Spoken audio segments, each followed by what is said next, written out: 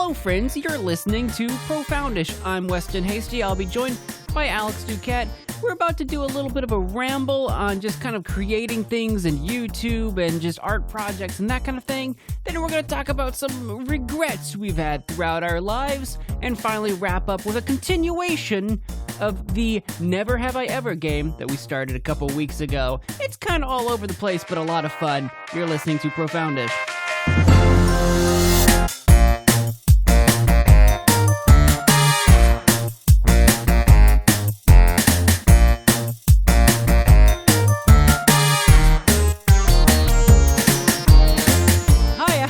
Welcome to the show. Yay! Thanks for having me on the show. I appreciate the invite. Thanks for letting me on. I know you're just so rarely here. Hi, everybody. I'm Weston. This is Alex. We co-host this podcast you're listening to. It's called Profoundish.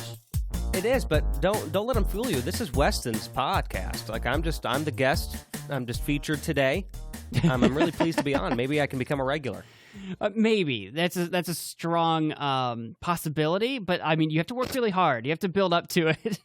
Imagine how much of a jerk you'd be if like this really were a thing and like you had a guest on and they were just trying to be sweet. And you're like, yeah, it'd be funny if I were a regular, and you'd go, well, you're gonna have to probably not. It's like I don't want to be on this guy's podcast anymore. Like, listen, like it was a hard sell to even let me have you on as a guest, okay? Frankly, I don't want you here. But I begged me for weeks. The producers were like, it'd be a good idea to have some guests. And I'm like, fine, who do we got? They're like, Alex. It's a good PR stunt, like you just got to play the game. You got to play the game. Could you imagine the point where, if this podcast blew up or anything that we do blew up to the point where we had to have producers that wasn't us? Oh my gosh. I don't even know what that workflow looks like. Me neither. like imagine having a staff. What? Yeah, like a team of people, like we can just go in there. Because you know who I think about? We talked about this on the podcast episode, but I think of like Ear Biscuits. Like I think of Rhett and Link, right? Right. These are two dudes. They've come so far. They used to do all of their own stuff. And now all they have to do, I mean, there's more to it. They run a business, don't get me wrong. But at least in terms of the entertainment side, all they do is they walk in there, they sit down for an hour, they talk. And then they pass it off. Like, that sounds so nice. we could just do the easy part. Yeah, they built themselves up to where they could just do the personality. I was gonna say creative part, but often, I mean, I know with the podcast, the Ear Biscuits podcast, I'm sure they come up with the topics and all that. So I guess they're the creativity and the personality. But like even their video show, they don't even come up with what they're really doing so much. So they have like a creative team. Yeah. They just kind of, like they show up and they're the personality, they're the face. See, that's something that's kind of a whole different conversation. But I don't know how I feel about that. Like I feel like they still come up with their ideas for the podcast and stuff. But you're right with their show. I feel like if you get too big, having all these producers and these staff members and stuff, it would probably start to pull away from your creativity if you're having to focus on the, more like what's the word? Just more on the business side of stuff, more operational things. And I feel like that could take away from creativity. I agree. But I do also think, because in the case of Rhett and Link, they got so big that I imagine they also have staff that do the business things too. Maybe I'm wrong about this. They might have officers that kind of handle that side of it. Because I feel like a lot of creatives, when they get big enough, and you start to get in that sort of rut of you kind of do the same thing, probably because you have a creative team where someone else kind of produces what content you make. Like you're not really in charge of coming up with those ideas anymore. When they get big enough, they usually start going into other things, right? So like maybe like with Rhett and Link, they had their show. Well, now they've got big enough where they can have a staff come up with topics and games and all that stuff for them. So that frees up time for them to start Ear Biscuits and whatever else that they have, fingers in. I think, it's probably what it is. It's probably like a kind of like a progression, like it's a journey. Like you start, it's just the two of you and you're doing everything. Like me and you, right? Me and you. Right now it's us. We kind of split up the duties. We do everything here. Then we can start to grow a team, and then all of a sudden we got somebody who's able to edit for us. But as we grow, we got somebody we got to pay. That's so true. then there's that middle ground where we're trying to figure out more of the business side, but then as you grow far enough to where you can get enough people to also do that stuff for you. So I feel like it's kind of like the hump in the middle to get back to that place where you really want to be again, I feel like, once you kind of get to a really established small business size. You know what I mean? It really is like a small business. You have to learn so many different skills that aren't actually involved with doing the thing that your business is built around. Yeah. If that makes sense. It's true. Well, like you, with the album, right? You have to go from learning how to just, make a song, play music or whatever, to like everything else around it, like how to actually apply that to streaming services, how to do, whatever. Oh, yeah. Like there's, you could say better than me, but. Well, not even that, but first of all, Songs from Sangamon Street out now, Spotify, Apple Music, get it. But you can buy it too, like physically. There's you can get it on CD. So that's what I was going to ask you about. You may have mentioned it before. It's available physically too. It's available. So if you're listening to this as it comes out, it may be a week or so delay, but yeah, there will be a physical CD release too. Limited CD release. So. That's awesome. I know you'll be able to buy that through Amazon. They can ship it to you. I don't know who else can yet. I'll get back to you. But back to our point at hand here is, another big part of it too is like just the sales and the marketing side of it too. Like you got to know how to market yourself, sell yourself, and that's not even just for like the album. It's even just for yourself, like for your content. If you're any sort of content creator at whatever capacity. So you learn these skills being a creator that I don't think we've ever would have thought we would need to learn. Even doing the same thing 10 years ago is different than it is now. Now social media marketing is literally a part of content creation if you want to be successwell. That might be a bold claim, but it really is. It's like required, but also so much less effective than it used to be. Well, yeah, because everybody's doing it. It's a whole tangled up mess, because now everybody wants to be a creator and everybody's pushing what they're creating on social media, but yet it's still a necessary evil just to be able to get past all the mush, just to get up to the top a little bit. It's unless you just have that freak chance where you have that one thing that takes off, there's always that chance, but it's a mess. It really is. And then it's a mess. Then you start getting into the technical crap, you would just want to put music on the internet, or you just want to put videos, or you want to put art, photos, whatever on the internet, and you want people to see it, buy it, whatever. Now you have to learn search engine optimization. You have to go into SEO, and it's like, what is that? This is the first time I'm ever hearing of that. Oh, good. You better learn fast, because if you don't learn it, you're gonna die. Your business is gonna die. Yeah, and then when you're titling videos and you're thinking about keywords. All of these things that you would do in a digital marketing job, you're doing a light version of that just to make content, and you're not even getting paid for it. Other than maybe a random sponsorship or ad revenue or something, but you know what I'm saying. You're not getting paid the big bucks for it. So I know I'm not. You and I one time we would last time we were together, we both shared our numbers with each other. Remember that? Yeah, and you're like, wait, you do not make what I thought you would. And I'm like, yep, no, you're correct. I remember the number, and I was surprised at the number you gave me. Yeah. I was. Which, I mean, I'll take what I can. I remember when it was, I think we all do. I remember when it was I earned a penny this month. Yay. Oh, that stuff in the early days, but. I remember my first... Well, I don't remember the exact amount, but I remember getting my first payment from Google. And that was because I remember I set up the AdSense account forever before that. I mean, probably literal years. And then, that threshold for payment at the smallest amount is still $100, I think. Is it 100? I couldn't remember. I believe it's 100. And I remember I would look at it, and man, I'd be at $27. Oh, come on. That was at the time, that was 6 months later, $27. We're getting there. Then after 2 years or something, I finally got that $100. That was really cool. And it is cool. It is.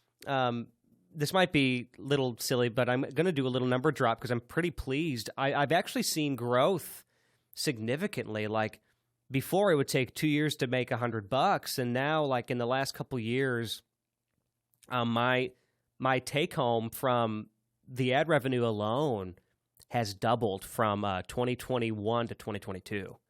Like, I'm projecting even more growth this year. So it's pretty exciting, at least based on kind of the research I've done and like what it's looking like. The year's about to close out, and I think I've already made more. So it's really cool. Awesome.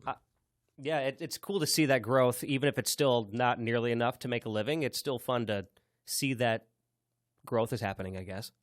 I randomly got my first, this was a couple months ago now, my first ever Twitch payout. Because I rarely ever stream there. And I got this email like, oh, we just sent you a check or whatever. And I'm like, oh my God, did I really? Because I think the minimum there is like $50. And I don't stream there. I have like no following. I've been an affiliate for a while, but I was like, cool. If I ever make any money on this, period, that will have been a success. And they're like, we're sending you your check. I'm like, oh, hey, okay. So you got like a random $50, like $50. Yeah. That's awesome. I was like, okay. That's $50 you didn't have before. Yeah, I was definitely not expecting to get. I was just dropping in every now and again, like once maybe a month or whatever. Like I do a random Twitch stream. I call them my like super secret Twitch streams or whatever. Yeah, and finally worked up to it. I was like, okay, hey, we did it. We're making the big bucks now, baby. See, every time we do those secret streams, I want to hop on there, but it's always at like a weird time in the day. Yeah. Oh yeah. And it's just so inconvenient for me. Like I can't. That's why those are the ones I want to see really bad. Well, yeah, those are the like no one watches them because they're always at weird points. They're unannounced, and you just have no idea what's going to happen or what I'm going to be playing. But if you do show up, you basically have my undivided attention for the entire time I'm on stream because you're like the only one there. So I was gonna ask, like, what are those numbers on those days? Like just like a couple people, between 1 and 3 people. Okay, I mean, hey, and it's just some random game that I personally wanted to play, and I'm like, well, I might as well just turn on the recording. Like half the time I'm not in uniform, I'm not like doing the whole Magic Man Mo character. Half the time. It's still the Magic Man Mo Twitch channel, so like I go by Mo, that's fine. But half the time it's just me playing. The last one I was playing is that chicken detective game. And I'm like, I just want to play it. I just want to see where the story goes. I'm a chicken and I'm a detective. So, and if you can do it, you might as well just stream it too. Why not? I need to do that again one of these days. Hey, Alex. Yeah. We've strayed so far away from my intended topic today. Well, why don't we get back on track? That I figure I should probably shoehorn my topic in before it gets to be too late here. Not that I have any problem talking about all of what we've been talking about ad nauseum, for sure. But I wanted to squeeze in just a little bit while it's still January. I thought it's a very like thematic topic. Probably would have been better earlier on in January. But look, it's still January. It's the new year. Everyone's looking forward to what the future holds. But I wanted to just dedicate one topic to looking backwards and ask the question, do you have any regrets? Oh my God. Oh boy. I asked him, do I need to take any notes down for for this podcast coming up? He's like, nope, it could be a big question though. It depends on how you take it, that sort of thing. Like, oh boy, well, you're right. Yeah. This could be something really small. This could be something really big. But I figure in order to look forward and do better in the future as a person or in our careers or whatever the case might be, sometimes you do have to look back and learn from your mistakes. This episode's not really dedicated to learning from mistakes. It's more like, did you just ever do something that to this day you regret, or say something, or it's just regret? Wish you did something different. Like, you know what I mean? Yeah. Well, I could take this literally. I could give you both big and small answers, like ones that are really serious and ones that are silly. Maybe I'll start with the silly one. I'm okay with that. So here's something I regret, and you actually do know this story, but this might be a refresher because I think it's been a long time. So this is something that I regret and literally still think about. So first of all, I'm one of those people where, you know, if like the pizza delivery guy comes up and says, "Enjoy your pizza," and then I say, "You too," and then I feel uncomfortable. I think about that for years, right? That particular interaction. Okay, I'm one of those people. Yeah. Enjoy your pizza. Hey, you too. You know, so like for me, Kill that me. stuff, like it literally, like I was telling Steph, this is a real story. This is a really fast one. There was a lady and she dropped off her pizza, and all I said was, "Check's on the receipt."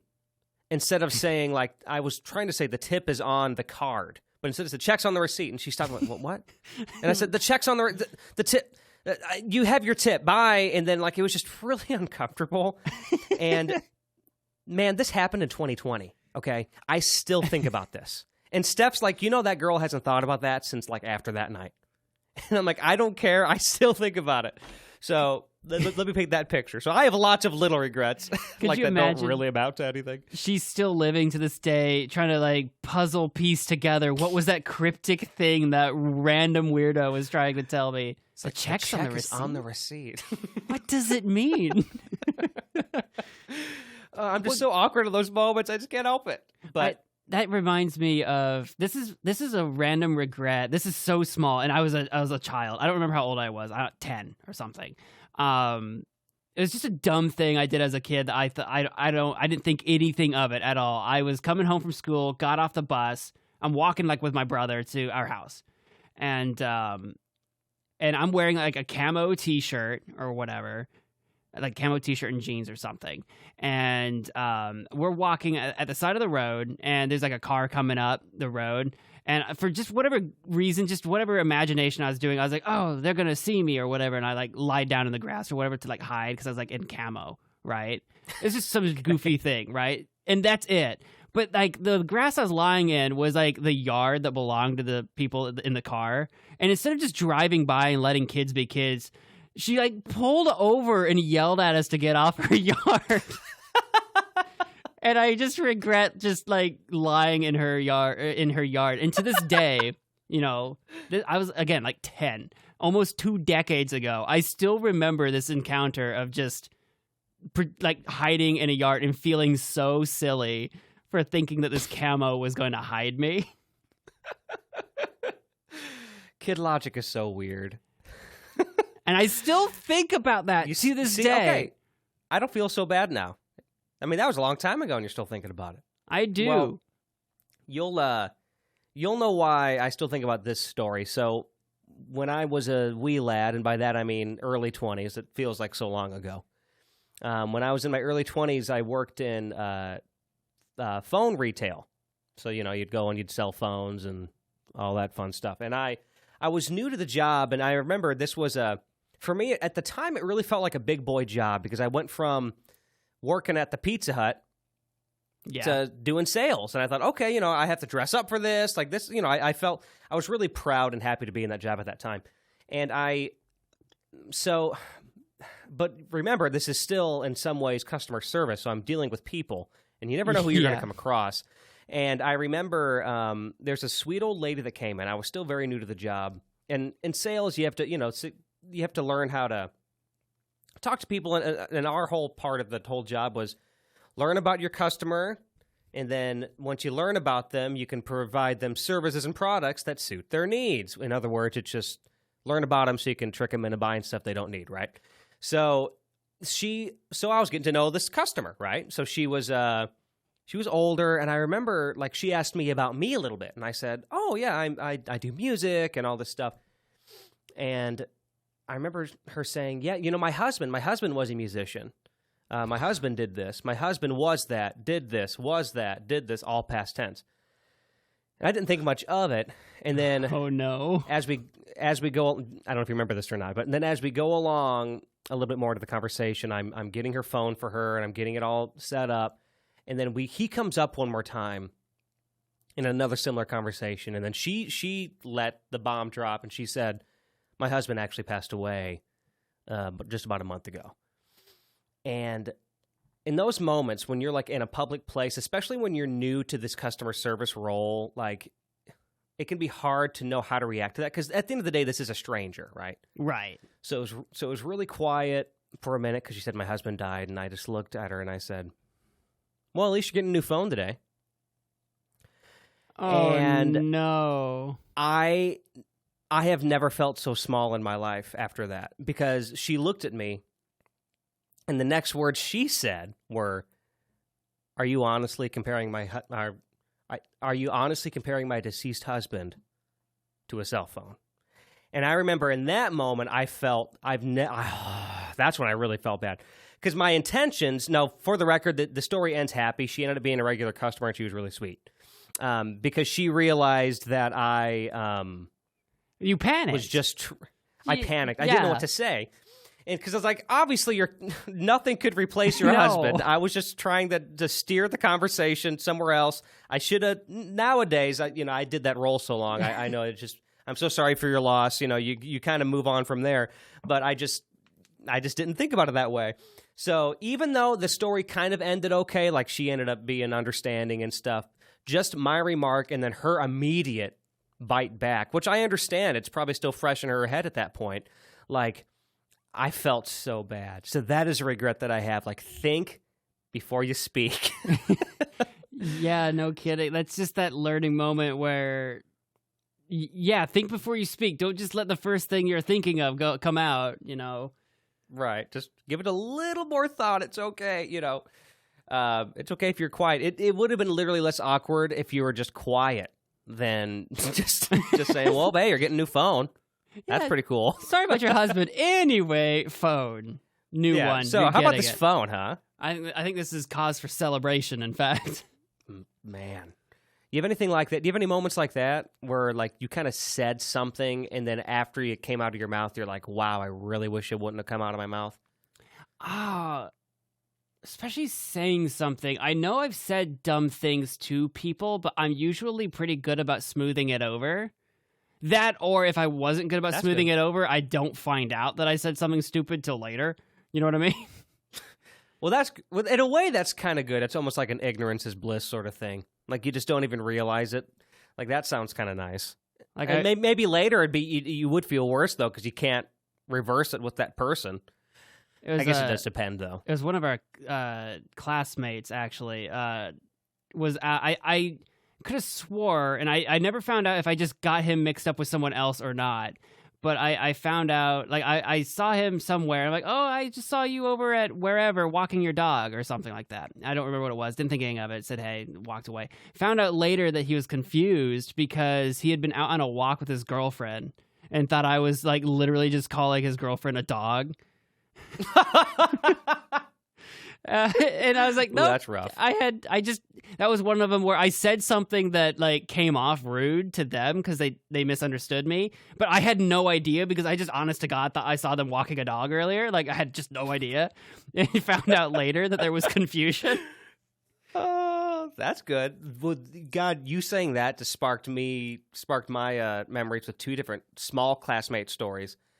So one really fast classmate story is actually it was the day of graduation of high school graduation, and I remember I was talking to a classmate of ours that I was kind of like school friends with, but never hang out outside of school friend. That kind of friend, the inside of school friend. Yeah, and her and I were just kind of like walking down. We're walking outside, like out in the parking lot for some reason, and I don't know what happened or why, but I just remember at one point, like, I think we were getting ready to say goodbye to each other, and it was kind of a weird goodbye. I remember farting. I passed gas. Completely on accident. I don't think, in my head, like, I think we hugged goodbye. I don't think we actually hugged. I think it was just like, okay, bye, and then, like, I started to turn, and then I farted.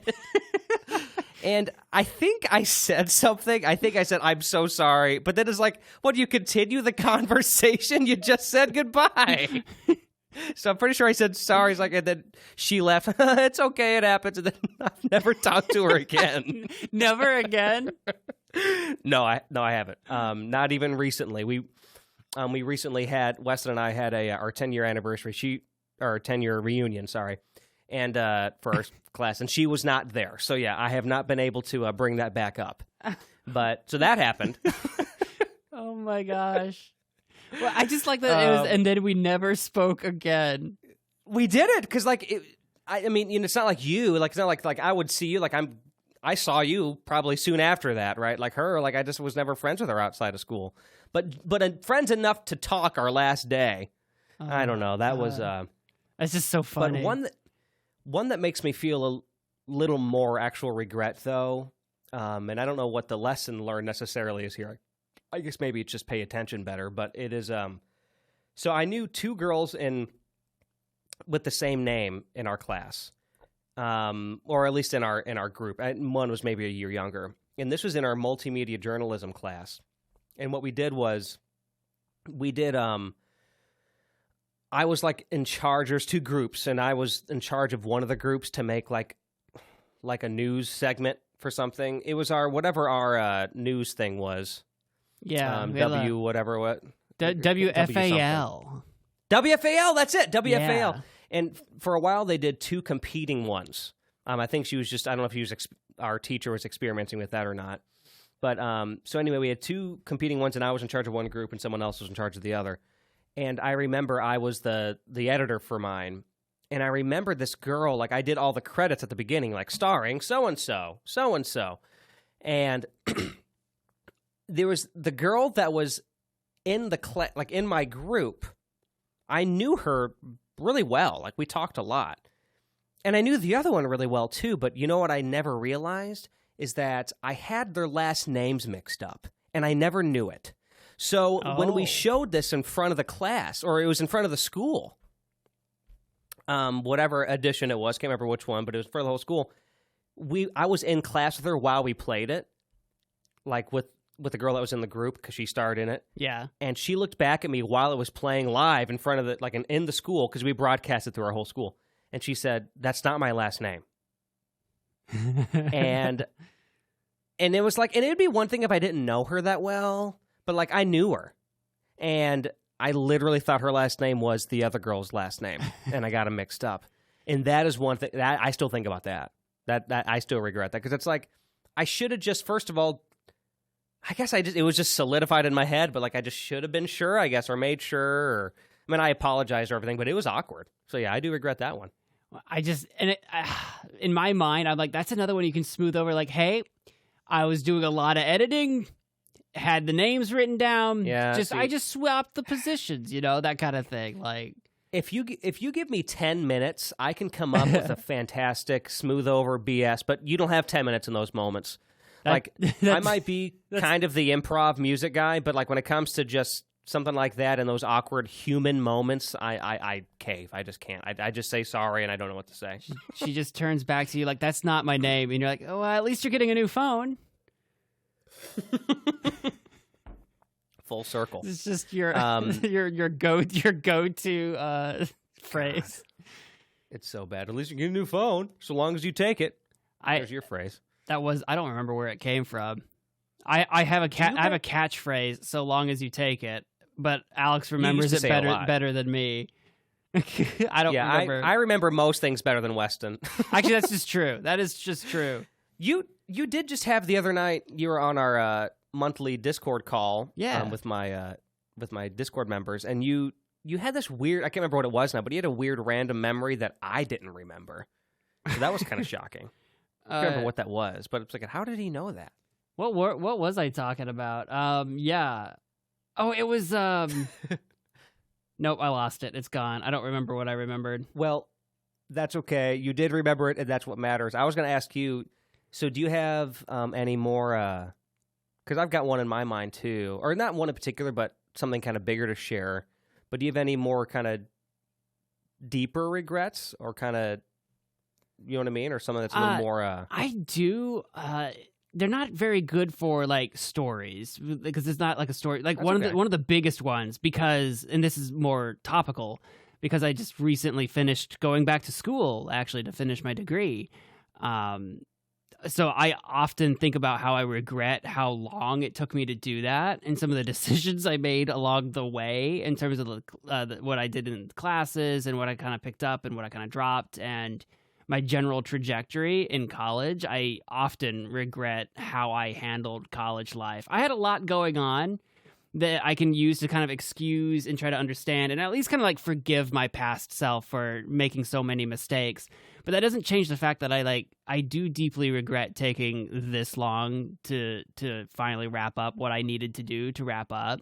That it's been such a long part of my life that because I took so long to do it, I've really held myself back in other areas of my life as well, whether it's where I'm located physically, where I've been living because, I've been going to school, whether it's the job I've had for so long because I had to be around the area.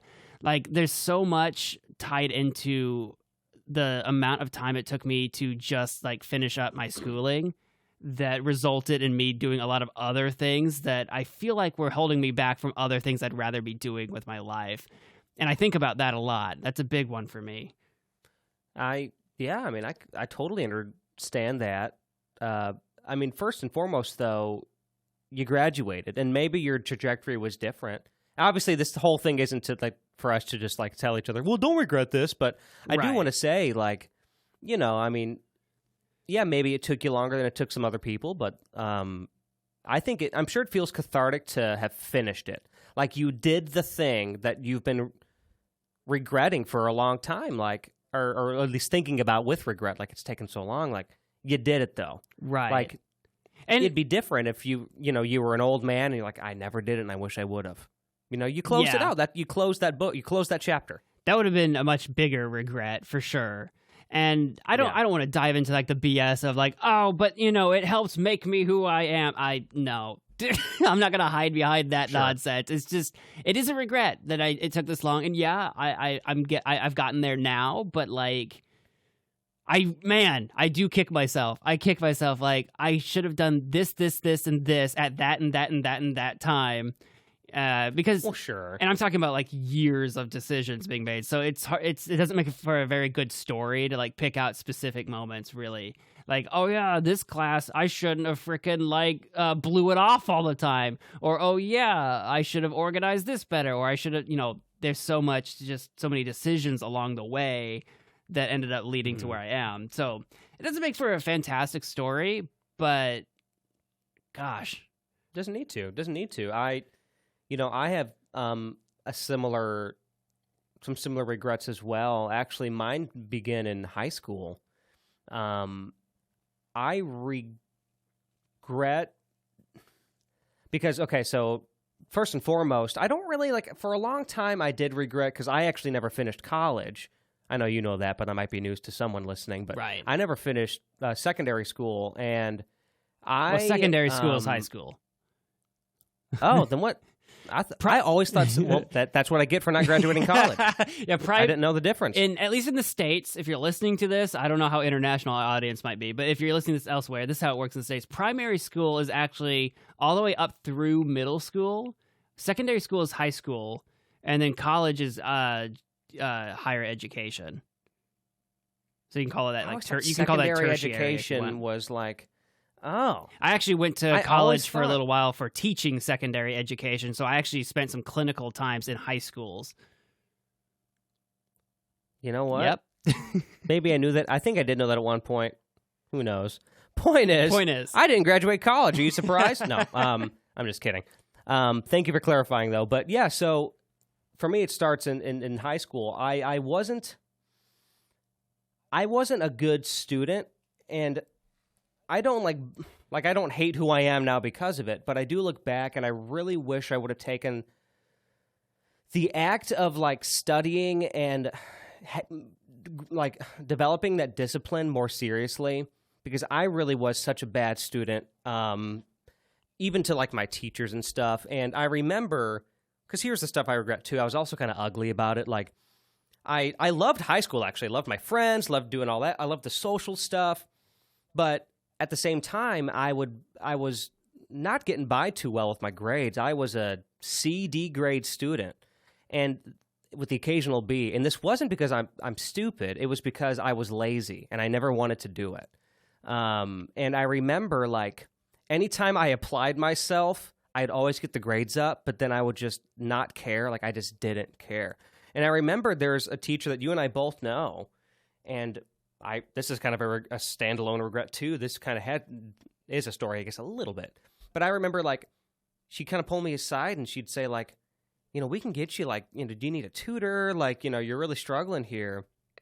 Because I would just slap the work together, And I'd say, I remember looking at her, and I can't believe I had the confidence to say this, but I said, I don't need a tutor. I just don't care. I don't care about any of this. Like, at the time, as a 16-year-old, that's what I was telling her. Like, I just don't want to do it. I don't care. I can do it. I don't want to. That conversation didn't go too well. But, I mean, at least it was honest, yeah. That's one thing I always try to be is I really want to be honest, and but I also want to have. But I have much more discipline now. But I kind of wish like hindsight's 20/20. Like I was a kid, I was dumb, whatever. But I really do feel like not developing at least a little bit of that discipline in high school really affected my my short-lived college career.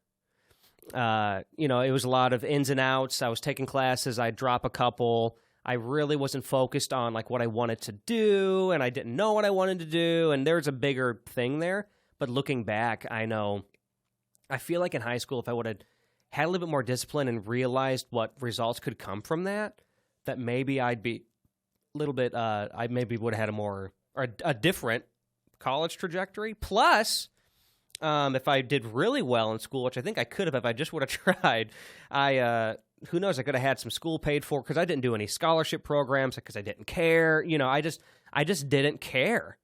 And now I look back, I'm thinking, I kind of wish I would have kind of made myself do that because who knows, I could have had some school paid for, so on and so forth. But anyway, yeah, that's a big one for me. So not quite the same feeling that you have, but in a way, kind of similar. Kind of similar. So. I think what we're ultimately trying to say is that everybody listening, stay in school, kids.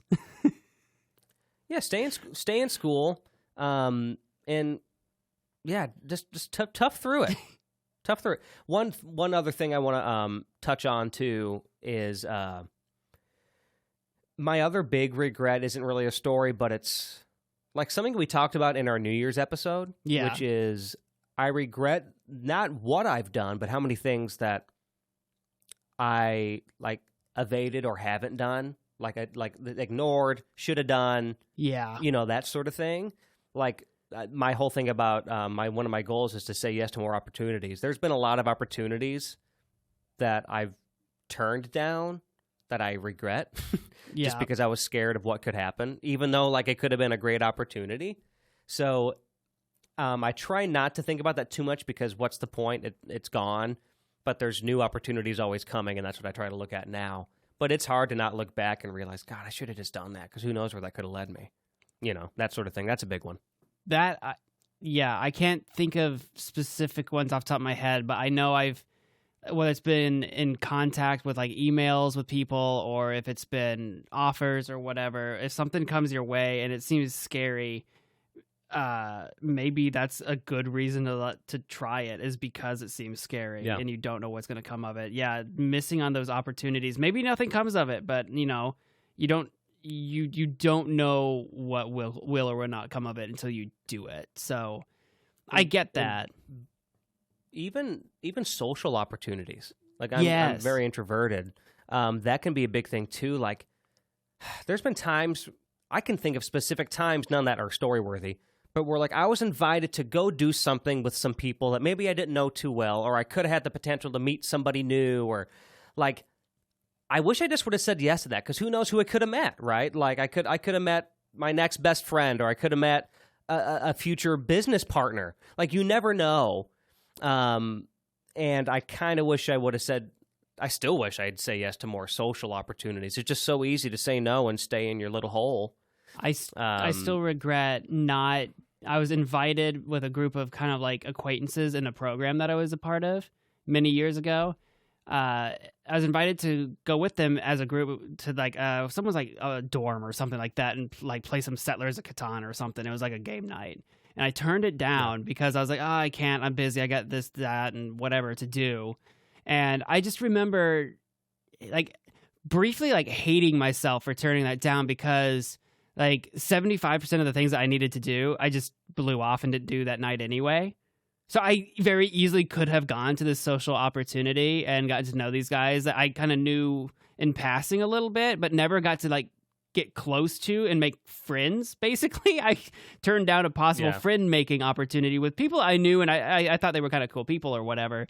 But I turned that down for a reason, and then I didn't do the thing that I was saying I was going to go do. So I don't know. It felt like such a wasted opportunity and such a waste of my time, and I still think of that. That was many years ago too.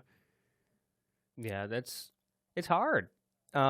Especially when you're kind of predisposed to like, when you're like kind of like you and me, it's just so much easier. For some people, it's easy. Oh, strangers, people I barely know, acquaintances, let's go. But for people like you and me, it's different. It's tough. It really takes a lot. I know from my experience, like, if you get me to go out and do that thing, though, I always have a great time. I don't regret it. It's just tough getting me to do it. Yeah. But yeah, I mean, like, I think too, to kind of wrap around really quick with both of our kind of school experiences, the biggest similarity between ours there, honestly, is like the time it took for something to happen. It's all about time. Like yours is about like, you feel like you kind of wasted a chunk of time, right? And I feel that I wasted a chunk of time in the sense of developing a part of who I am. Meaning like discipline and really kind of working hard at things.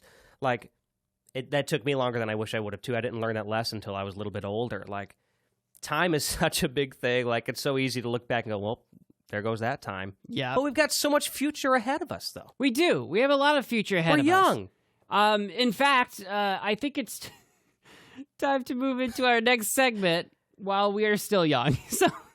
Without any further ado, before we get too old, let's hit a couple commercial breaks and continue on with the next part of the show. You're not going to regret it. I like that.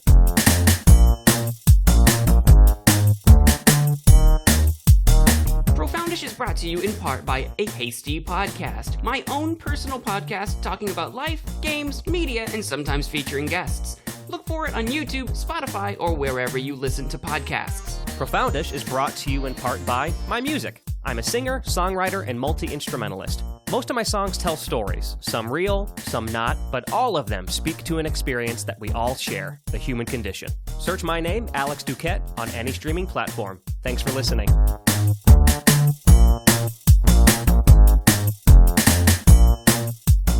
Welcome back, everybody, to a continuing segment, in fact, to Never Have I Ever, Oprah's Best 100, Part 2. This was part 2. Time. Yeah, we did this like literally 2 weeks ago. We burned through. So if you didn't listen to the episode 2 weeks ago, one, what are you doing? Fix that. Yeah, go back and listen. And then two, what we have here, we were playing a game of Never Have I Ever. And the idea is that we have a certain number of fingers held up, and I'm going to read off one of the Never Have I Ever statements. And if we've done the thing, you lower a finger. You bring a finger down. If you've never done a thing, you keep it up. And whoever's done the most things, basically, ends up bringing all their fingers down, and you lose. And normally you play this with a group. It's like a group activity, and it's a laugh, and everyone kind of learns more about each other. And you kind of take turns saying, oh, I've never done this. And then the next person's like, I've never done that. Well, since it's just two-player between Alex and I discovered a list of 100 of quote-unquote the best Never Have I Ever statements. And it's from OprahDaily.com. So thanks, Oprah. I'm going to keep using your list. Well, I was going to say, too, thank you, Oprah, but I was going to just, as we just established a few minutes ago, Weston and I are loners. So, yeah, we're not going to do this with a group of people. It's just us. I feel like I have played, I don't remember if I said this last time, I think I have played Never Have I Ever in a group setting before, but for the life of me, I don't remember who with. It wasn't with me, but I've played it a few times with people. You know what's funny? The only time I played this with with a group of people, there's always been females there. I'm not saying this is like a female game, but I feel like it's kind of a female game. It's kind of a female game. I think it is. Usually the guys get around, get together and just, I don't know, fart and talk about girls or play video games or something. This is a social game. Right. The girls were always into the social games. It's a very Right. social game. You know, spin the bottle and such. Well, yeah, and it's also it's, truth or dare. it's a similar. Yeah, it's in a similar vein to Truth or Dare, like because the questions could be a little, a little risque. Like, never have I ever kissed somebody outside of on the school playground or something, and then it's like, oh, Sally kissed someone, and then that's Who the was whole it? thing. Ooh, was it Chad? Yeah, exactly. Sally and Chad, prom king and queen. So that's the idea. Now that you're all caught up, Alex and I are going to have 10 fingers. We left off, we had just finished number 21 on Oprah's list of the 100 best. I don't know how many we're going to get through today. Presumably, probably not the next 78. But if we go through all 78 somehow, whoever has got the least fingers still up will be the loser. We can't be that boring. We can't be that boring. But we might. We can't be. I don't know what the questions are. I have not read the rest of this list. I'm reading it blind as we go.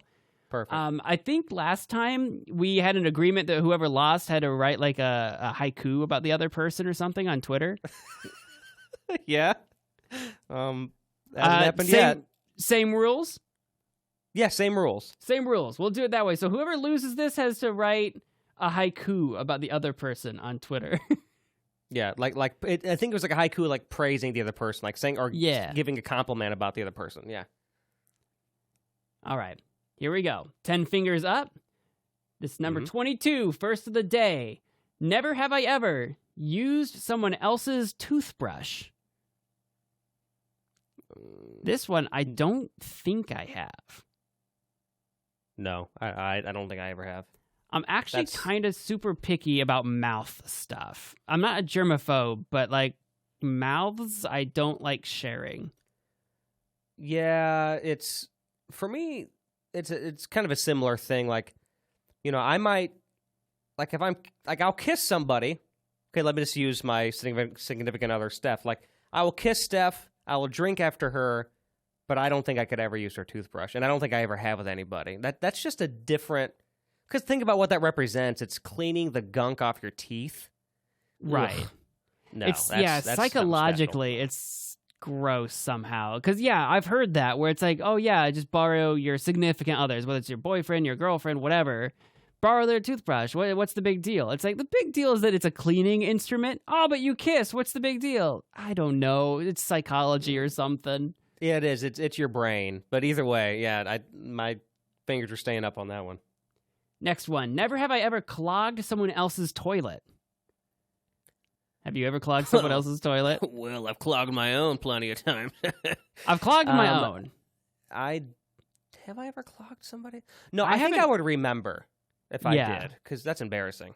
That's how I feel too. I think I would remember. I don't think I have. I have definitely held my need to use the bathroom for far longer than my body should be capable of, because I don't like going the number 2 anywhere but home. And I will hold it for a long time.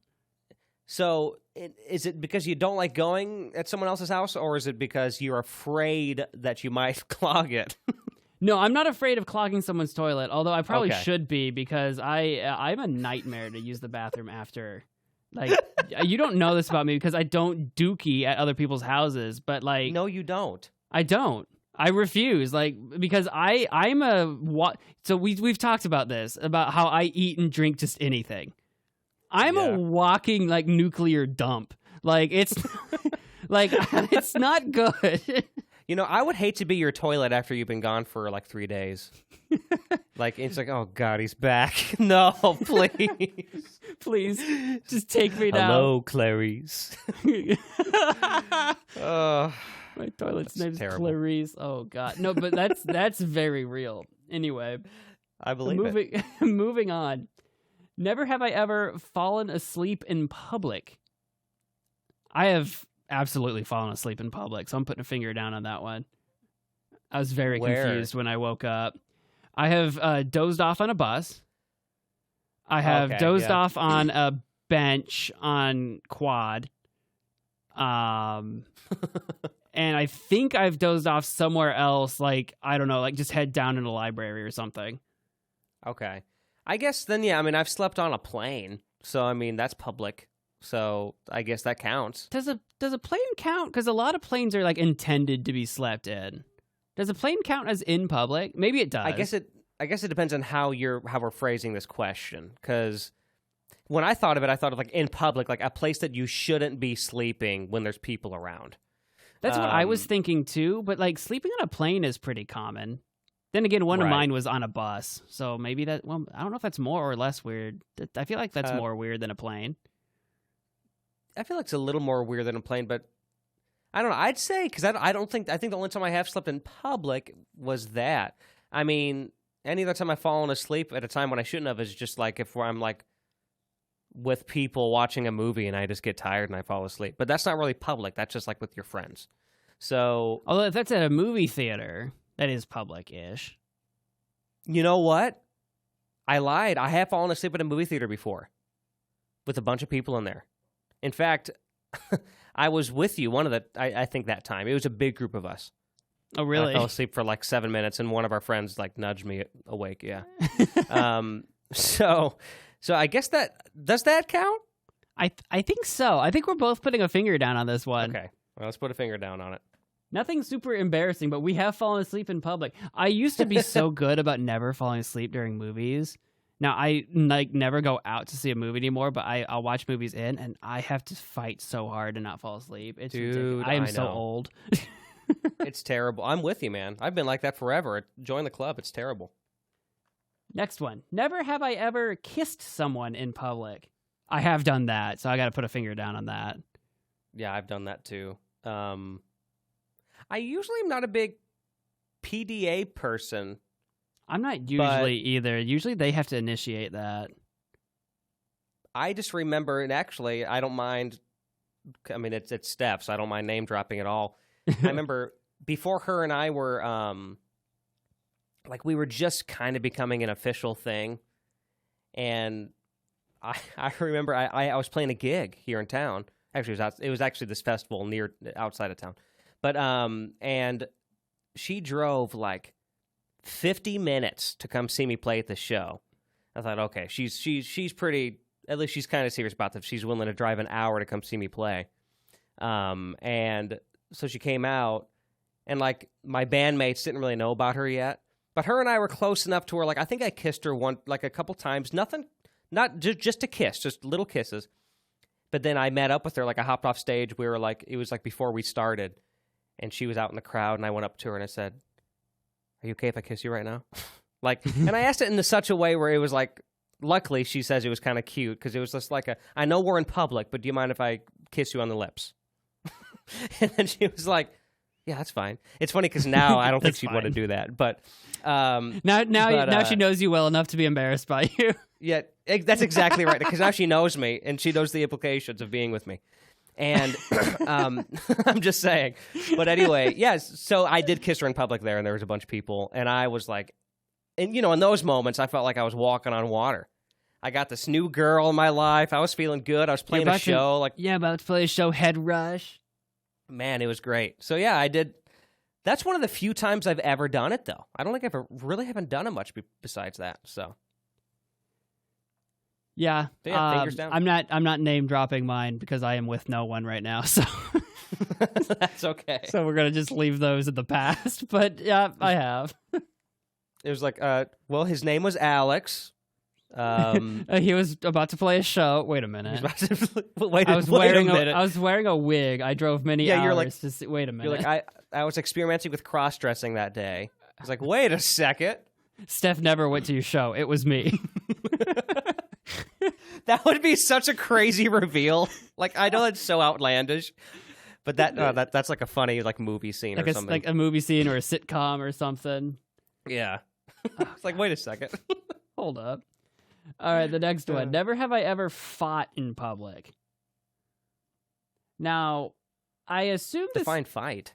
That's what I was about to say. Like fist fight or just like get into like a verbal fight with somebody. I've never fought anyone fisticuffs in public.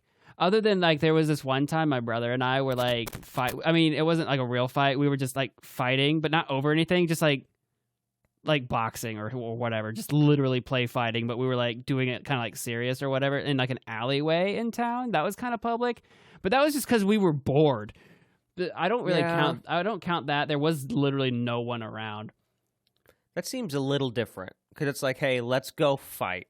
Yeah, that was like literally what it was. Like, we're just gonna start fighting, not over anything, not mad at it. We're just gonna fight. Yeah, I don't know if I would count that one. I think it should be more like. But then again, it depends if you mean verbal. If it's verbal, then I've been in. If it's verbal, I've been in a fight in public. Well, for me, okay, I guess you have to tell me if you think I have been, if we're counting verbal. Because for me, I've been in one or two severely passive-aggressive public fights. But like severely passive-aggressive, so everybody knows that we're mad at each other and we're making it obvious and we're making like comments to each other. I feel like if it's still passive-aggressive, it's not a fight. Like a fight is like the gloves have come off and I'm coming at you. Okay, then I don't think I've ever done that in public. I've done that in public. So, are we counting verbal? I think we're gonna count verbal because it doesn't say like fist fought. It just says fought. So because usually as adults, when you say, "Oh yeah, we fought in public," I just assume that means like got into a verbal fight. So what was this? Do you have anything fun to share about it, or are you keeping that to yourself? No, I just got into an argument with someone, and we were fighting, and there was no agreement, and then it ended. It didn't get anything beyond that. You know what I mean? Like, yeah. And it was just in front of people? Like, where was it? In front of people. This was like, where the hell was this? This was a long time ago.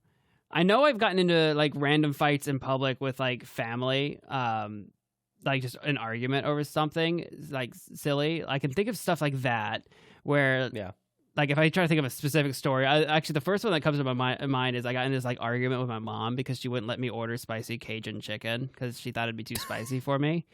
And this was at a restaurant, and I argued like at the table with not just my family but some extended family there, and we're at a restaurant. That was a thing. It didn't last very long.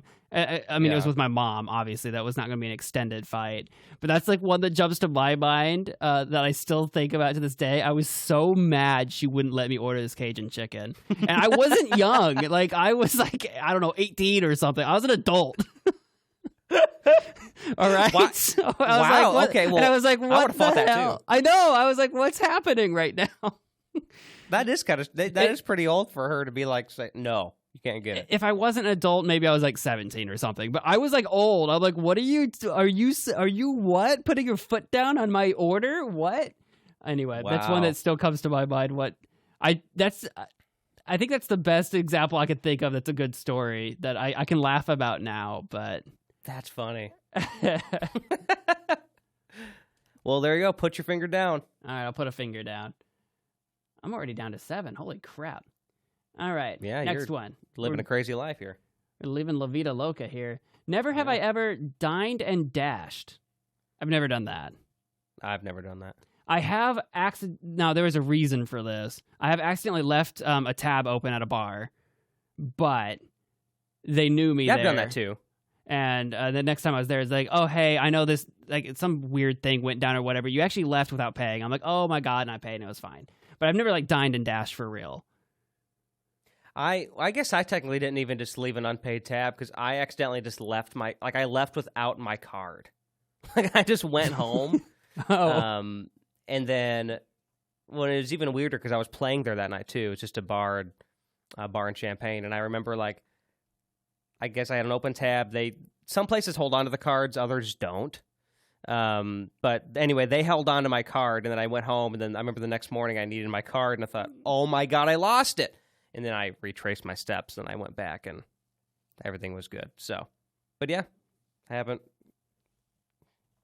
Yeah, that's it. Nothing down on that one. Never have I ever won the lottery.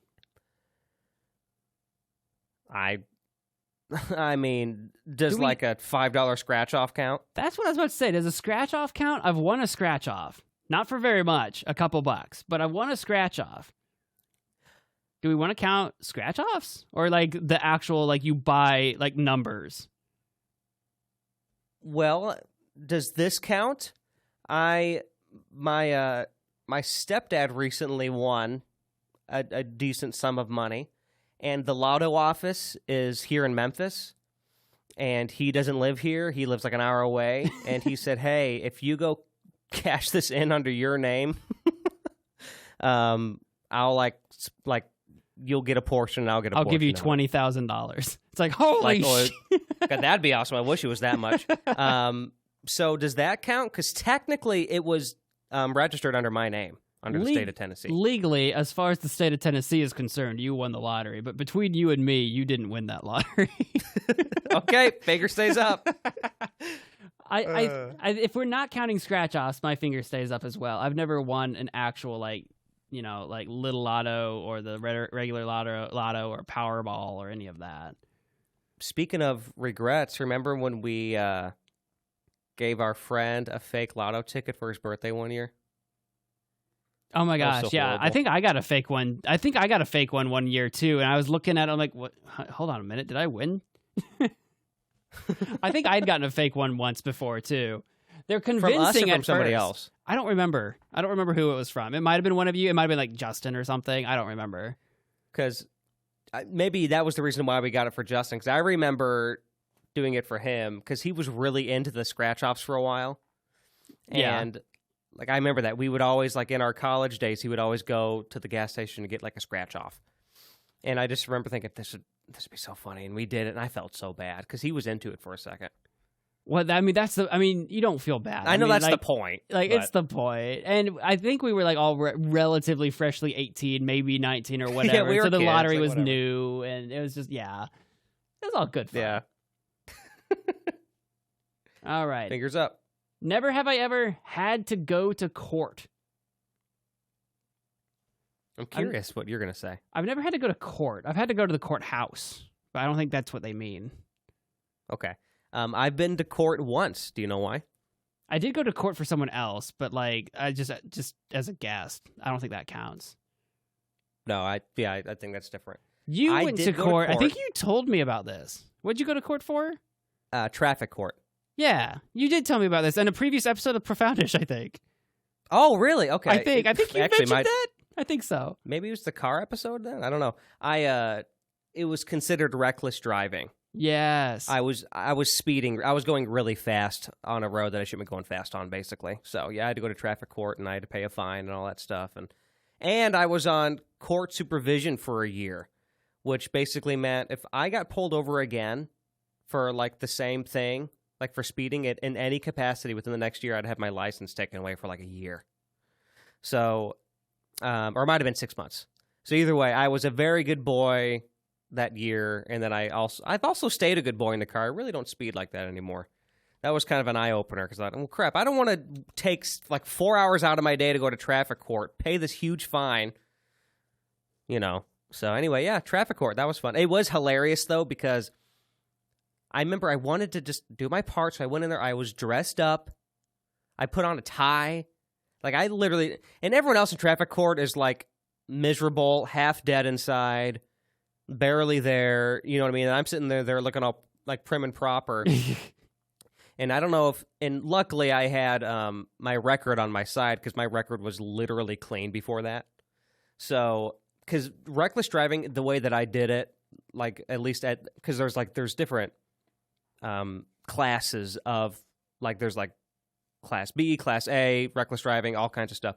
And they brought mine down a peg just to where I had to pay that fine, because that could have been, if it was someone with a worse record, could have been your license taken away immediately. Right. So I'm glad the lawyer there was just kind of like, hey, this is fine. Just, we'll drop this down a peg. We're going to pay this fine, and that should be all you need to do. That should be fine with them.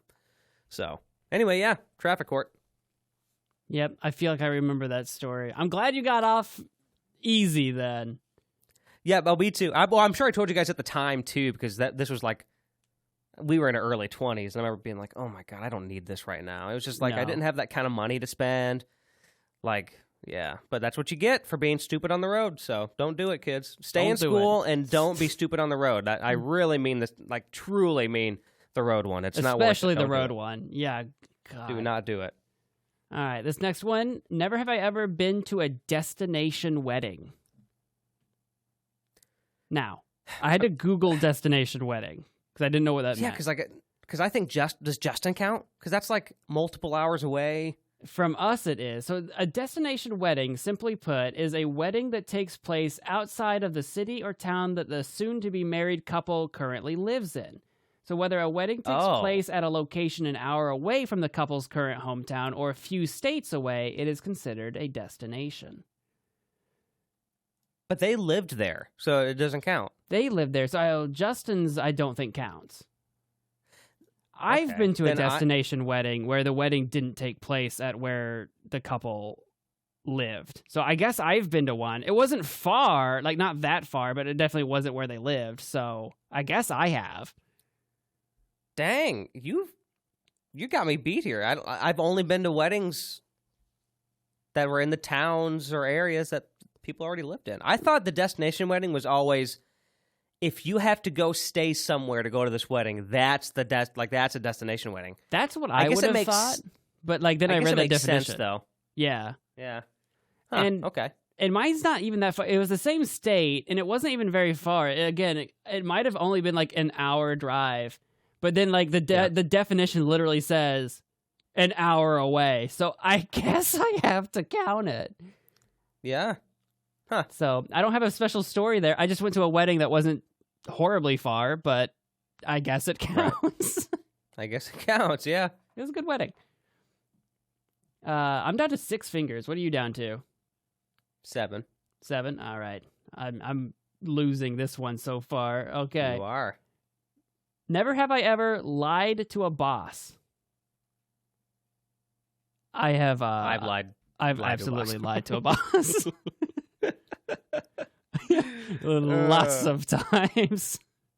Yeah. Not always about like big things. Sometimes just about small things that like, yeah, I'm lying, but it's fine.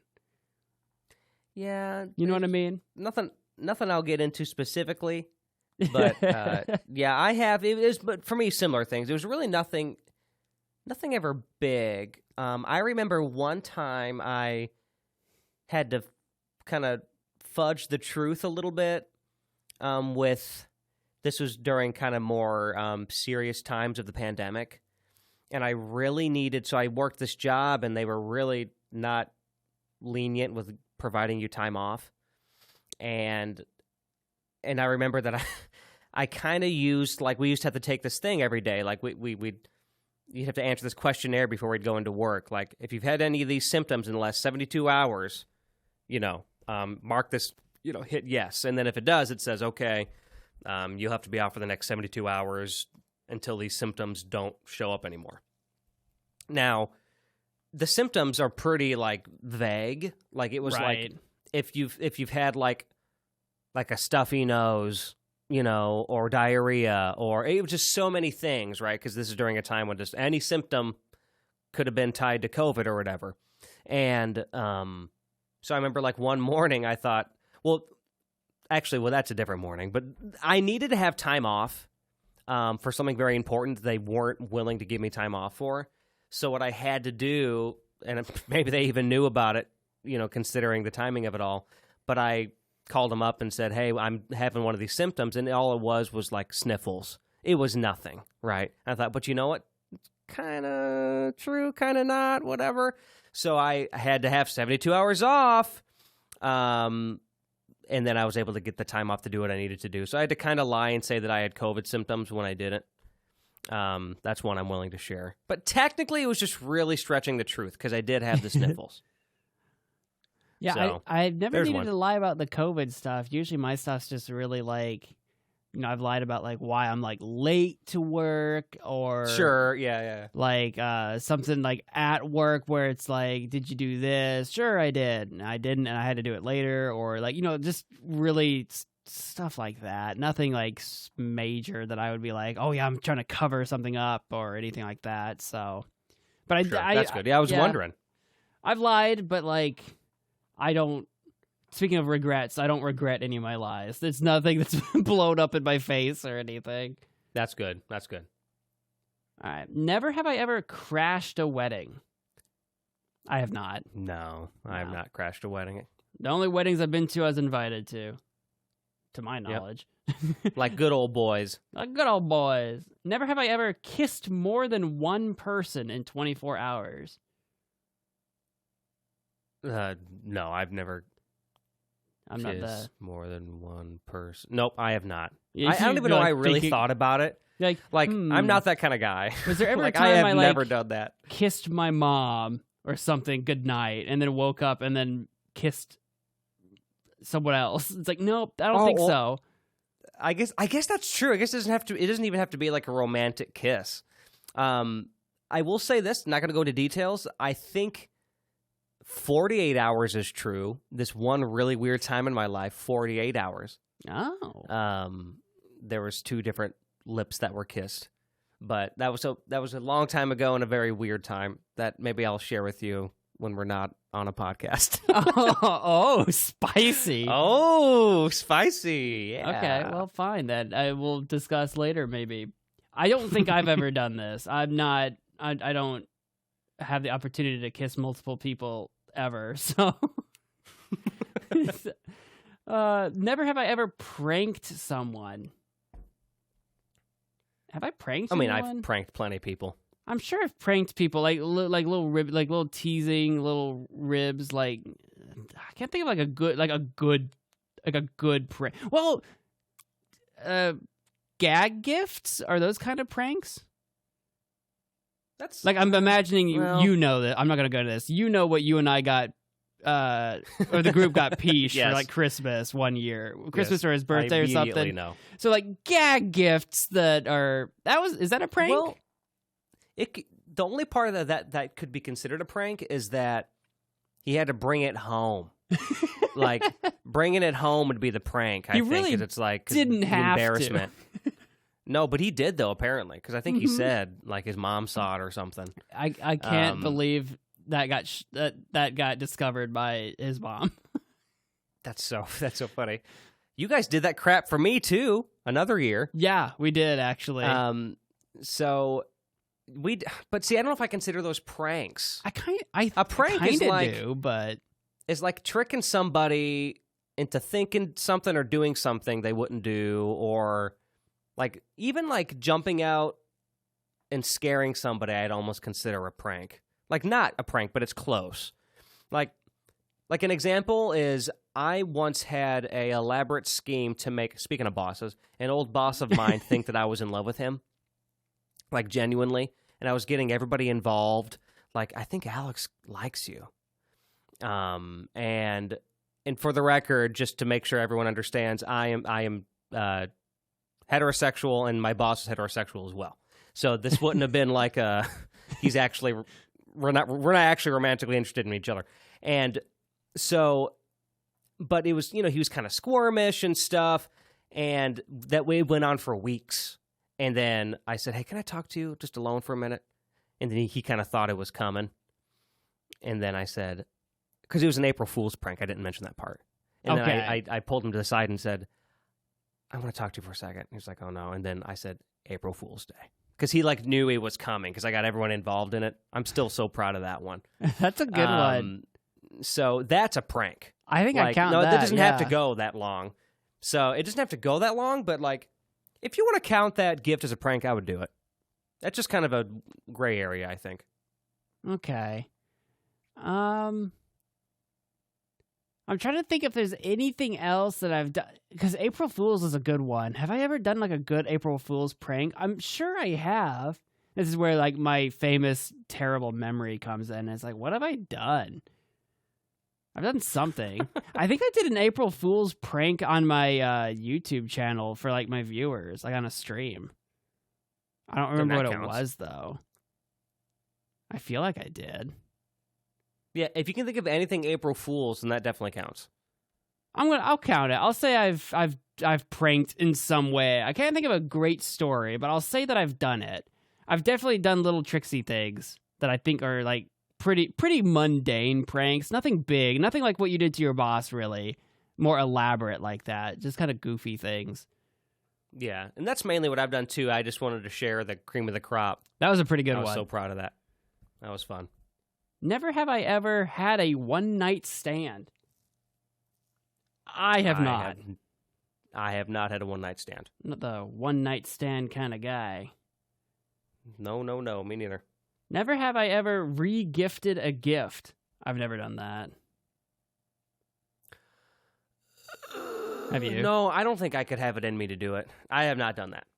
Usually all my gifts I just kind of like treasure, or it's either something useful to me that I'm going to use all the time, or it's something where it's like, oh, that's cool, and I'm going to keep it and look at it or whatever. I don't know. Even if it's a gift I don't like if I've gotten a gift that are like I'm just not really particularly interested in, like we've all gotten gifts before. They're like, okay, thanks, and it's like this is fine, thank you. You know, this is fine. This is fine. Like at least you say that in your head. You would never say it to them in person. Over the years, I've probably gotten a gift or two like that. But for me, I could never have it in me. Like my conscience would get in the way. I couldn't. I could never re-gift that. Somebody took the time to get that for me or make that for me. Whatever it may be, I could never. Just with my own guilt, I could never do that. Never have I ever trolled someone on social media. I mean, define troll. That's what I was kind of wondering. I've gotten into little arguments with people on social media. I don't know if I've trolled anybody. The only people I've trolled are friends. I've never trolled a stranger. Not really. I just don't have that kind of time. Yeah, I'm kind of the same way. I've trolled some of my viewers on Discord or over a YouTube thing, but not social media.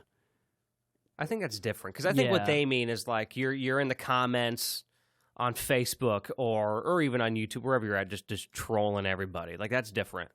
Yeah, I want to say no on that one. Yeah, same. I feel like I should have at this point in my life, but I don't think I have. Yeah, you troll your audience a lot, but you don't troll just random strangers that much. Never have I ever climbed out of a window. Yeah, I've climbed out of a window. I don't entirely know if I have. You know what? Yes, I have. Yeah, I've climbed out of a window. I had to think about it. I'm like, when would I and why? I've climbed out of car windows, actually. Yes, I have too. I'm thinking about that. I have, yeah. So I'll count that. Yeah. Well then, yeah, for me too then. Never have I ever driven over a curb. Oh, I've absolutely driven over a curb. I don't think I've ever driven over a curb.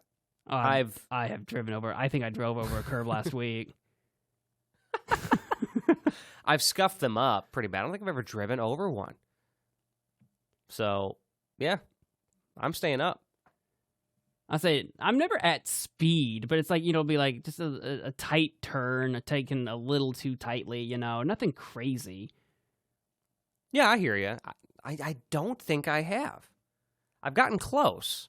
I've done plenty of bad things in cars. I just don't think I've ever done that. I'm down to 2 fingers. Oh wow! I got 4. I know. I've gotten ahead of you by 2 somehow. Man, I get a haiku this time. I'm gonna lose this one. Never have I ever laughed so hard I peed my pants as an adult. I have not. I've never laughed that I peed. Yeah, me neither. I've had instances where, as an adult, where I might have peed a little. Stories for another time. But it was never because of laughing. It was for very different reasons. Yeah, it was for other reasons. Never have I ever got on the wrong train or bus. Nope. I've been on the wrong bus. Oh my! You are gonna lose this. This was just at the U of I campus. I just needed a bus to get to my parking lot, but it was at the certain time of the night where buses had changed over, and I didn't realize it. I was just on the wrong bus. I ended up at a Walmart across town. So I've done that and had no idea how I did it. Oh, that's funny. Never have I ever sent a sext. Now, does where this is gonna go? No, I've never sent sexy pictures or anything like that. But okay, they can be texts, right? Are we counting just sexy flirtatious texting? Yes, because it otherwise would have been said nudes, probably. You're right. In that case, that's I've most sexted. commonly referred to. I have as well. Okay. Oh boy! See, this is something I don't think you and I've ever talked about. No, okay, so we you just haven't. lost. I just lost. I've got 0 fingers now. Sexting did me in. Sexting. Darn you, sexting. There's our at it again. There's our episode title right there. What'd you just say? Sexting. What'd you just say? Sexting got the best of me, or something like that. I can't Sexting remember did what you me said in now. once again. I don't remember what I said. Sexting did me in. I still have 3 fingers up. I'm Man. I'm out, man. You're wild. This was a wild one. That was number 42. Last time we went through 21. We went through exactly the same number of questions as last time. That's weird. Which I think is wild. But that is wild. But except this time I lost. I've done the more of the things this time. Well, now it's time for a haiku for me. Yeah, I'll have to write you a haiku when this episode comes out. Yes, actually, I am going to write yours, too, for when our previous one comes out. You mean you have definitely already done that? I mean, I have already... Sorry, let's not break this illusion here. I have already written it, and you've seen it and commented on it. Yeah, absolutely. And I've replied to it maybe also on Twitter. My Twitter is at Weston Hasty. His is at APDucat. Follow us. Ooh, good segue. You can also find him, all of his stuff that he does, at westonhasty.com. And you can find everything that Alex does over at alexducat.net. You've been listening to What about Profoundish. Profoundish? Yep. You've been listening Nice! to Profoundish. You can continue listening to us wherever you are listening to us. We're available on Spotify, Apple, and YouTube. Give us a like, a follow, a share, a subscribe, a 5 stars, all those things. All of them. Do all of them. And also follow us over on our Twitter at ProfoundishPod, our Instagram at ProfoundishPod, and our TikTok at ProfoundishPod. It really sounded like every single thing you said was different, but they were But all it was the same. all the same. Check out Alex's album, Songs on Sangamon. Songs from Sangamon Street. Yeah, Songs from You're close. Sangamon Street. I always get the names of the things that you do wrong. I just get them wrong. Okay. It's okay. You remember my name. It's okay. Yeah, Alpi Weckett over there. No, Alex Ducat. Alpi Weckett. Alpi Weckett. Songs from Sangamon Street. Check out his album. Yes, everywhere. Physical CDs, I guess, available somewhere eventually. Yeah. So keep an eye out for that if you want some physical memorabilia. That sounds dope. And without any further ado, that's been our podcast. Thank you all so much for listening to Profoundish. Bye.